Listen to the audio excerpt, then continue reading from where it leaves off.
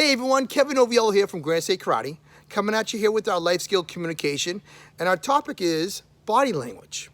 Now, body language is so important. A lot of experts say that 60 to 70% of our communication with others is based off of body language. Now, there's three physical traits of body language. There's facial expressions, there's body posture, and then there's eye movement. So let's talk about, first of all, understanding that body language can be a great thing or it could be a warning sign with communicating with others. So with our children, we want to make sure they understand these three important physical attributes, right? So let's talk about facial expressions. Well, it's pretty obvious, right? When someone's happy, they're smiling. Someone's angry, they're frowning or they're upset.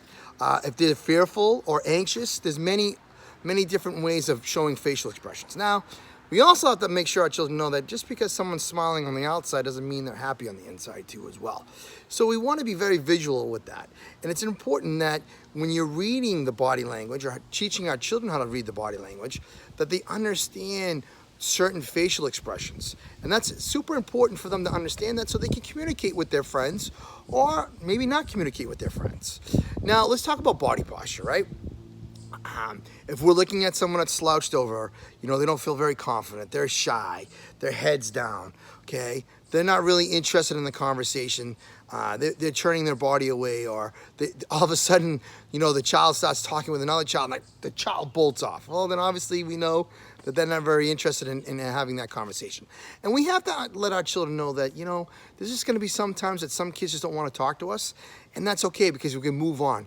We can make a friend every day. There's always an opportunity to make a new friend every day, all by communication, right?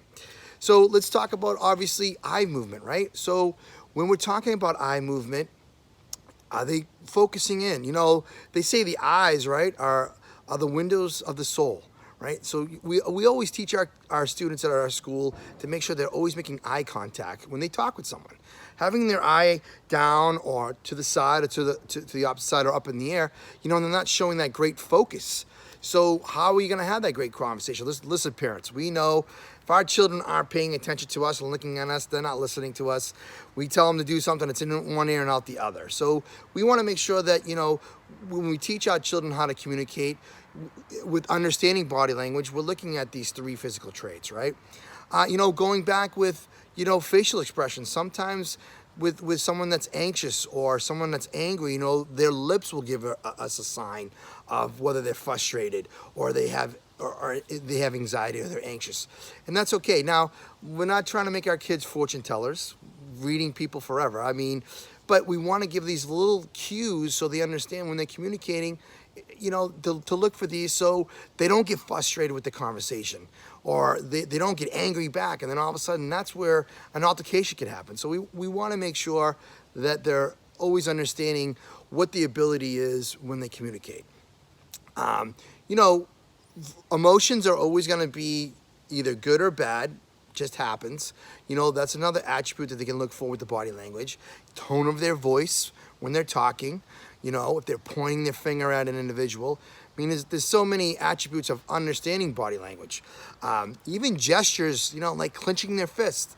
Well, that could be an indication that, they're going to be aggressive, or they're folding their arms, or they're cowering, or their hands are covering their mouth.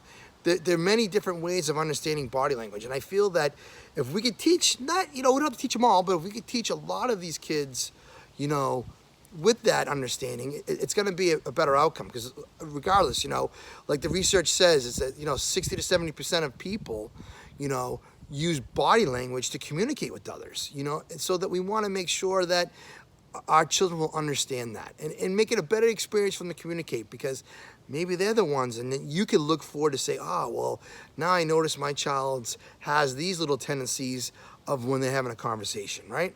At some point in time, we're always shy, but is it really good to be shy when you're 22 or 32 or 52? No, because especially in the world, they're going to eat them up if they're going to be too shy. So we want to make sure that we have every avenue possible for communication. So again, this topic's based off of communication, but it's an in-depth conversation about body language, understanding body language, teaching our children how to have body language. Again, the three physical attributes, right? 1, facial expressions. happy, sad, mad, angry, anxious, fearful, right? Then we have body posture. They shrug their shoulders. Is their head down? Okay, is that body language sagging and just no disinterest, right? And then the next one is eye movement. Are they focusing in on the conversation? Again, parents, as I reiterated before in this video, you know if your child's not looking at you, they're not listening to you, right?